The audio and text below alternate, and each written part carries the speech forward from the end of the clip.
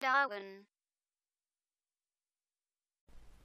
Nous allons apprendre à utiliser dans cette formation les variables statiques. Tout d'abord, qu'est-ce qu'une variable statique? Il s'agit d'une variable locale, c'est-à-dire que vous allez devoir la déclarer, l'utiliser et l'exploiter à l'intérieur d'une procédure, mais contrairement à une variable locale classique qui se détruit dès la fin de la procédure, une variable statique va être en mesure de garder la valeur insérée à l'intérieur, même une fois la procédure terminée.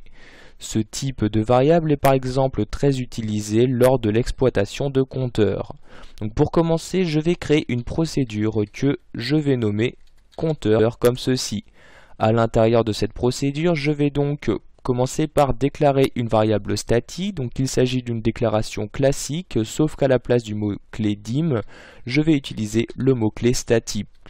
J'insère donc maintenant le nom de cette variable statique, par exemple var static as, et je précise son type integer. Dans la seconde ligne, je vais maintenant choisir d'incrémenter cette variable statique à chaque fois que la procédure compteur est appelée.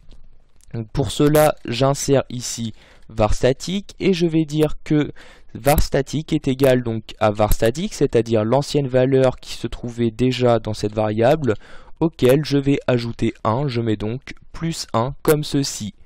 Je vais maintenant ici choisir d'appeler automatiquement cette procédure compteur dans la procédure dire bonjour. Donc vous voyez ici, j'ai déjà inséré l'appel de la procédure compteur. Cela va donc me permettre de savoir précisément combien de fois j'ai exécuté ici la procédure dire bonjour. Donc pour le savoir simplement, je vais tout simplement à l'intérieur de la procédure compteur faire un message box de la valeur insérée dans la variable statique, donc un message box de var static comme ceci. Je vais maintenant exécuter la procédure dire bonjour et ainsi vérifier que ma variable statique fonctionne correctement. Pour cela, je place mon curseur dans la procédure en question, j'appuie donc sur la touche F5. Donc dans un premier temps, cette procédure me dit bonjour, ceci est tout à fait normal, je clique sur OK. Dans un second temps, nous avons ici un qui apparaît. En effet, il s'agit bien de la première fois que j'exécute ici la procédure dire bonjour. Je clique donc sur OK. Si je choisis de réexécuter à nouveau cette procédure, donc je rappuie sur F5, j'ai encore une fois ici le mot bonjour qui apparaît, je clique sur OK, mais comme vous pouvez le voir cette fois-ci, j'ai donc dans la seconde boîte de dialogue qui apparaît non plus 1 mais 2.